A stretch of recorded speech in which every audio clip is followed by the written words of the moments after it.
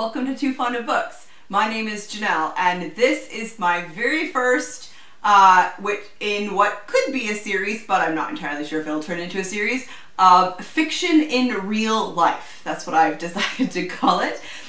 This is where I talk about a work of fiction that is based on historical events, and then I also talk about a historical book, non-fiction, based on those same events. And so for this video, we're going to talk about the Titanic.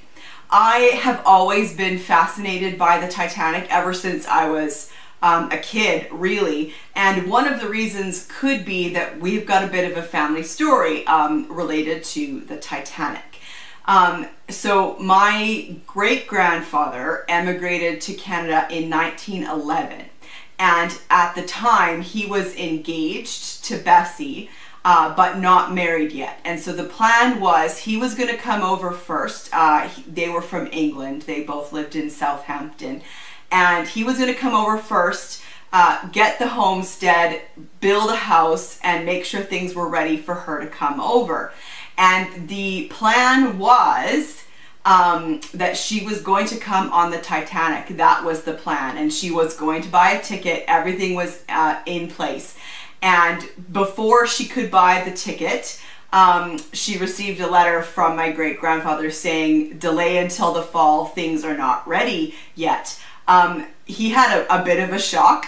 My great-grandfather grew up in the city. He grew up in Southampton. He had absolutely no idea what he was getting himself into, deciding to homestead in Alberta. He got some land northeast of Edmonton in a little a village or a town that's called Vermilion, and outside the town, and he had absolutely no idea, and it was tough going for a while, and so she delayed her trip. She did not buy the ticket on the Titanic, and instead she came out in the fall, and she arrived in October of 1912.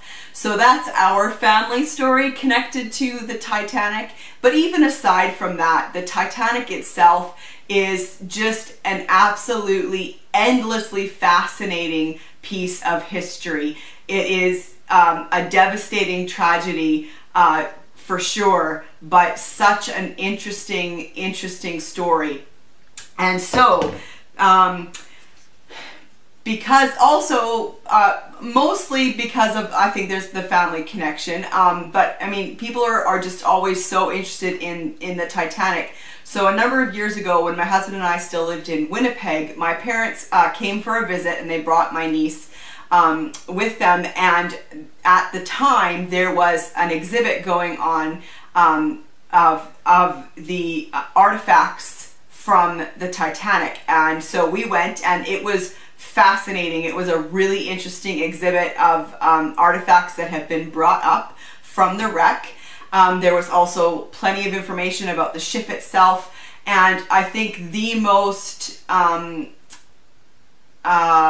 stirring piece of the exhibit was at the end, and they had on the wall the list of names of people on the Titanic and whether or not they had survived. And I remember sitting in front of that list and thinking my great-grandmother's name could have been on that list.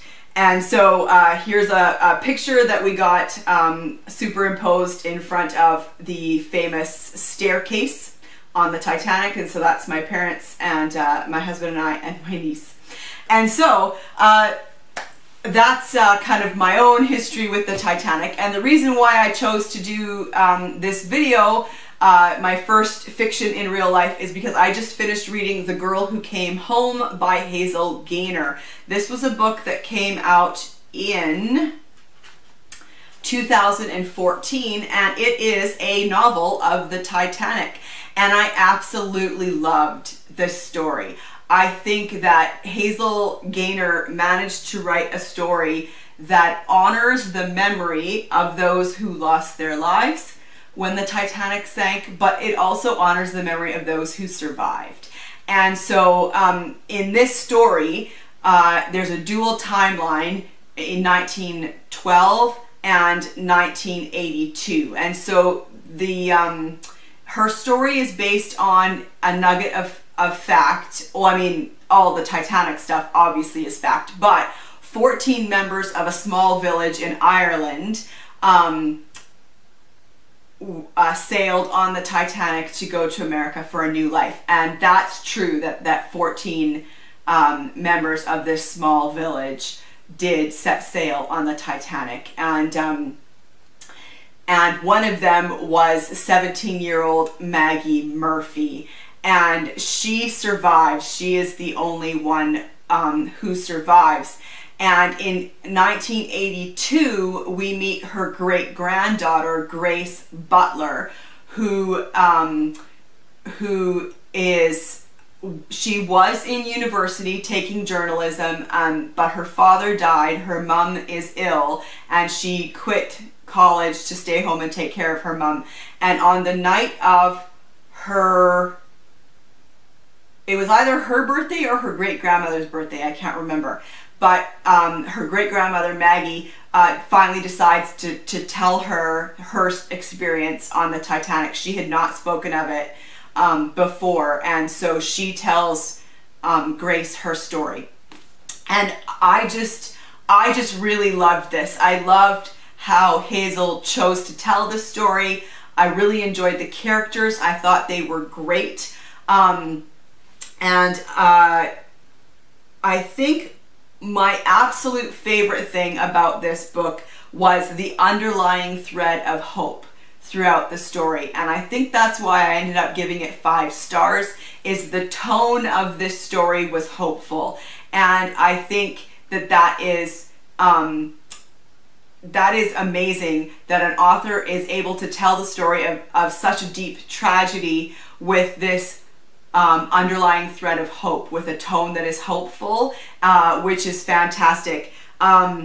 Through disaster and loss and grief, there is still hope. And so I think the big theme of this book is to not waste the life that we've been given. And so I can highly recommend this story. I really, really enjoyed it.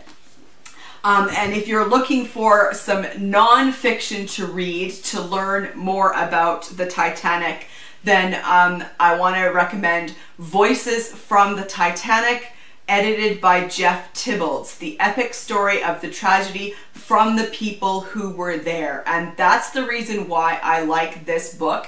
There is a lot out there that's written about the Titanic and the ship and how it was built and what happened, but this is newspaper articles and letters and telegrams about the people on the ship and what happened. And that's why I really enjoy this book, is he includes newspaper articles at the time, which are fascinating because immediately after the tragedy, the newspapers were printing headlines and articles with wildly inaccurate information. And so for family members who were desperate to know what was happening, it was days before the truth came out.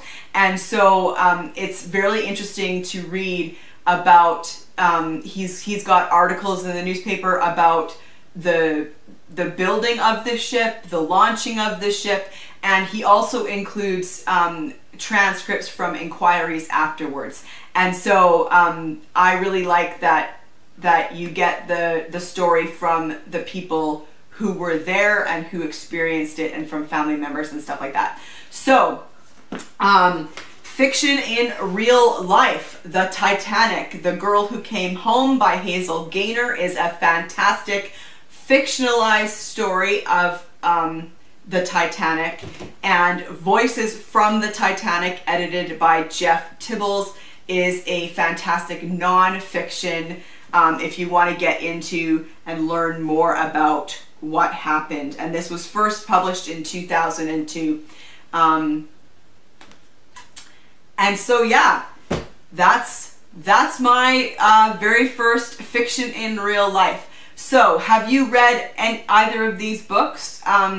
Is the Titanic and what happened with that and a part of history that interests you? I'd love to hear about that in the comment section down below. Have you read a fiction or non-fiction book about the Titanic. I'd love it if you could recommend something also down in the comment section below.